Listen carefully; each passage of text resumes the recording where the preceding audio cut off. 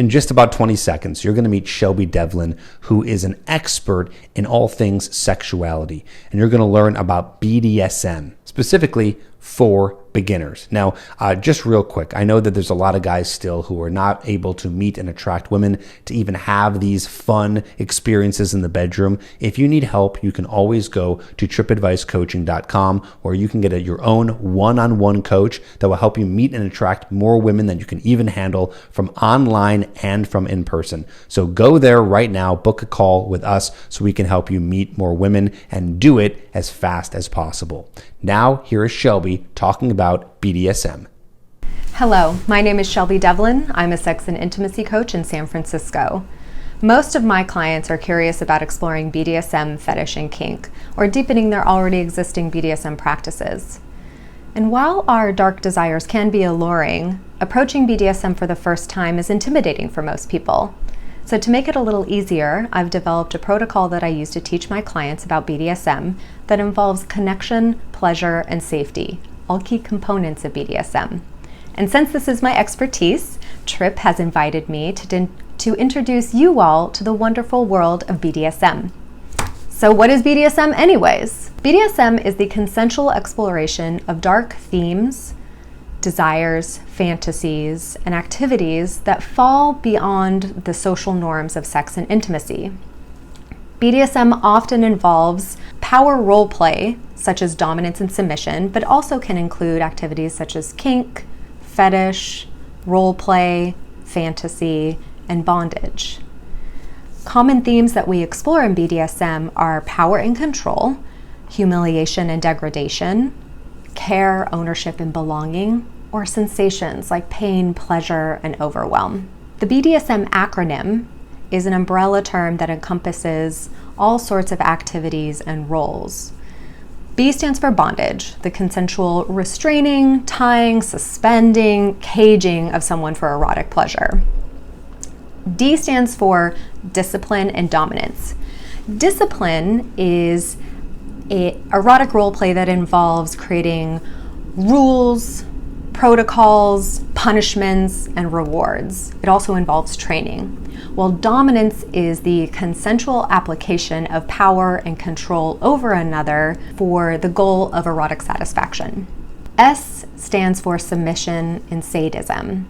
Submission is the erotic enjoyment of having someone wield their power and control over you, whereas sadism is the derivement of erotic pleasure and satisfaction by inflicting pain or distress or humiliation upon another. And then finally, M stands for masochism, which is the derivement of pleasure or enjoyment from someone inflicting pain, distress, or humiliation upon you. Understanding dominance and submission is a key component of exploring BDSM. Dominance and submission, or DS, is the headspace that gives context to BDSM activities. Some of you may be wondering why anyone would want to submit to the will of another person. And while motivations vary greatly when it comes to BDSM and dominance and submission, there are some key components that all submissives share. Essentially, what submissives want is to be held in a fluffy cloud of undivided attention. Submissives want to have an experience in which they can completely let go of the outside world, where they don't have any responsibilities, they have no stress, no one is demanding anything from them. The whole world melts away and they get to relax and escape in the present moment. And that is such a beautiful gift. And BDSM is the container in which submissives can experience that escape. Other terms used for submissive are bottom, receiver, or follower, whereas the dominant is the top, the giver, or the leader.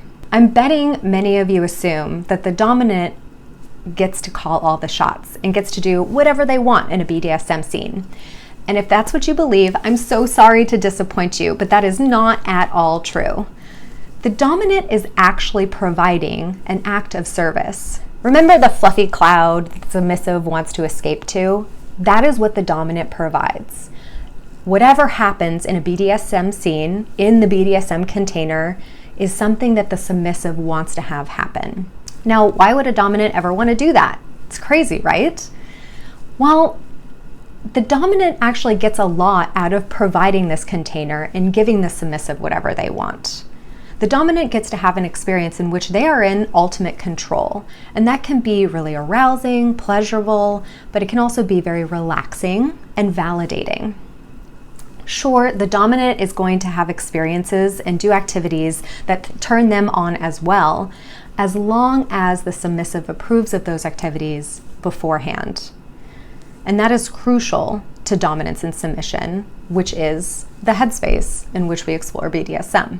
Think about it. We've all heard of pro-doms. These people are paid very well, often by devoted clients, to fulfill their fantasies. So if a pro-dom is not giving people the experiences that they want to have, those people are not going to come back to them. The same goes for the average BDSM practitioner. If you want your submissive to have a good time and want to play with you again, then you're going to have to give them the experience that they want to have. It may surprise you to learn that submissives outnumber dominants 3-1. If you can master the art of domination, you are going to have a lot of partners to choose from.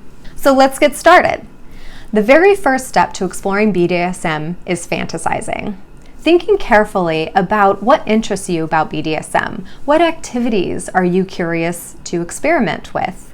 How did you get inspired to explore BDSM in the first place?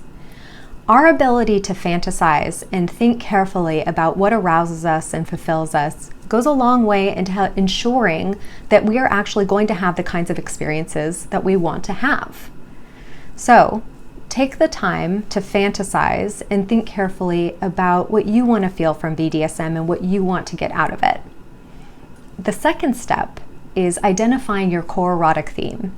Now, our core erotic theme is what we want to feel from sex and intimacy. Not physically what we want to feel, but what emotional and psychological experience gets us the most aroused and then feeling fulfilled after a sexual encounter. Once we identify how we want to feel, then we can kind of survey our past experiences, whether it's BDSM or just vanilla sex, and see what ways do we get our needs met and what ways are we not getting our needs met. It's really important to appreciate and understand the role that emotions and psychology play in our arousal. It's not just physical. We're all getting different needs met through sex and intimacy, even if we're doing the same things. And that's true of BDSM as well. So first it's fantasizing, and then next it's understanding how you want to feel, whether you're the top or the bottom. The third step of exploring BDSM is communicating with your partner. Whether you're in a long-term relationship or you're dating many people casually, communication is essential if you're going to explore BDSM. The main reason being, there are a lot of dangerous activities in BDSM, both physically, emotionally, and psychologically. And so our ability to communicate keeps us safe. It keeps us physically safe. It keeps us emotionally safe. Also, it keeps us legally safe. So if you are going to explore BDSM, you need to practice communication with your partners beforehand. So if you want to introduce BDSM in the bedroom, speaking to your partner about what you've been fantasizing about, the activities that you want to try, and then receiving feedback from them about where their interest lies, where do you have overlap, and then starting from there, negotiating what you might try next. Which brings us to the next step, which is creating an erotic menu. An erotic menu is basically a list of activities that you're both a yes to. Through your conversations, developing a list of things that you might want to try in BDSM scenes is going to be helpful when you're actually creating the scene or exploring, because then you're going to have an idea of what is okay and what is not okay. So after we've created a menu of yeses, right, at least 10 items on that list, then you're going to discuss boundaries. So boundaries are certainly about activities like, yes, this is on the menu, no, this is not on the menu. Spanking, yes. Choking, no. Whatever it is. It's really important to understand what your partner's boundaries are, especially if you're the dominant, but also dominants get to have boundaries too, right? There are some things that you're just not going to want to do. They're just not sexy to you. It's not fun to do. And so you want to make sure that your partner knows not to expect those things because you don't want to do them. Boundaries of activities in BDSM is important, but also creating boundaries around the time or the container of BDSM, because it's really important to know when we're in a BDSM scene and when we're not. When does the scene start and when does the scene stop? That is really important, and it's part of the boundaries. The next step is agreeing upon a safe word. BDSM without a safe word is basically like skydiving without a parachute. It's fucking stupid, so don't do it. Our safe words keep us safe. And a lot of people choose not to use safe words, and then they can get into really uncomfortable situations and dangerous situations. For example, a lot of BDSM scenes involve people saying, no, stop, please, no. And so how do you know if they're saying no for real or stop for real, or if they're actually just playing and having a good time? That is the utility of the safe word. It is the emergency stop button so that everyone knows that we're not playing anymore and we need to be taken care of. When I'm working with clients who are exploring BDSM for the first time, I use the red, yellow, and green system. Red is full stop, something bad is going on. Yellow is, oh, I don't like that hurt too much, but I want to keep playing. And green is go. So once you have identified your safe words, you're ready to approach the last step. The last step is planning aftercare. Aftercare is any soothing activity that you and your partner can enjoy once the BDSM scene is finished. Aftercare can look like cuddling or getting water or rubbing lotion into skin that has been spanked for an hour. There are lots of different things that are going to be soothing after a BDSM scene, and it's also a good time to reconnect with your partner on an equal level. For most of us, when we're exploring something new, we need reassurance after we're finished with this new activity. And that's definitely going to be true in BDSM. Most DOMs need some reassurance from their submissives that they had a good time and everything is okay. And a lot of submissives want to know if they did a good job for their DOM, like if they're pleased and if they were sexy and if they were a good girl or a bad boy or whatever it is. And so having a plan for aftercare is going to be a really important part of your BDSM arc. It's just as important as all the other steps, so don't forget about it. Before you get started, I would love to share with you some helpful hints.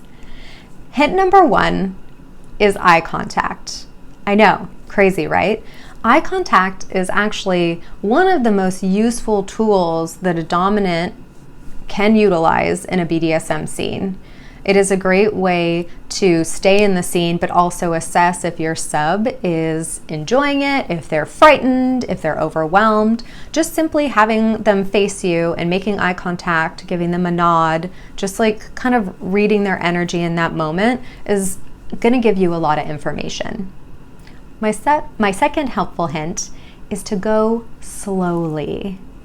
When we are excited or aroused or nervous, we speed up. And when we speed up, we make more mistakes. And we also don't feel as much. We don't feel as much pleasure when we go fast. And we go through the things that don't feel good without recognizing that they're there. When we go slowly, we can really savor the pleasurable parts, learn about what feels good for us, and we're more capable of identifying when something doesn't feel good for us. So slow down, take a deep breath when you're exploring for the first time, or the second time, or the third time, or the 10th time, right? Going slow is going to be your friend. My third helpful hint is how to create a scene. Remember the erotic menu? The first time you have a BDSM scene, choose 2 or 3 items from that menu, and then you're going to put them in the order in which you want to do them. This is really important for DOMs who tend to plan the scene. Submissives rarely plan the scene ahead of time. But for a DOM, often there's a lot of pressure to have our shit together and have a plan. And so this is how you can make a simple plan. You choose 2 or 3 activities, no more because you'll get overwhelmed, and then just decide which order they're going to go in so that you can remember what comes next. And if the third item on your list doesn't feel good, go back to the second item that did feel good. Our fourth helpful hint is be safe and smart. If you don't know how to do something safely, do not do it. You need to educate yourself. There are classes you can take. You can train with a professional coach like myself, or pro-dom. There are videos on YouTube that you can watch. There are books that you can read. Whatever you need to do to educate yourself before you do something dangerous, a little bit risky. Be smart so that you can be safe. Our final helpful hint is debriefing after a scene. So after the aftercare is completed, when you both have come back down to earth and you're feeling regulated, talking about what worked for you and what didn't work for you is going to be really helpful for you to retain new information and learn from your experience. So if you can debrief after a scene and talk about like what worked and what didn't work, you're going to be set up to have an even better, sexier, funner, dirtier scene next time. And we all want that, right? Sexy and dirty, that's what we're here for. So embracing our dark desires is something that we can all benefit from. People that practice BDSM report having more satisfying sexual experiences. They're better at communication with their partner. They have less shame, they have less stress, and they just honestly have a lot more fun than someone who engages in only vanilla sex. And I want that for all of you. Hopefully this brief summary gives you the confidence that you need to explore your darker desires. If you follow the protocol and listen to the helpful hints, you have everything that you need to begin your BDSM exploration. If you would like to learn more about BDSM, please check out my blog on shelbydevlin.com, because embracing our darker desires is something that we can all benefit from.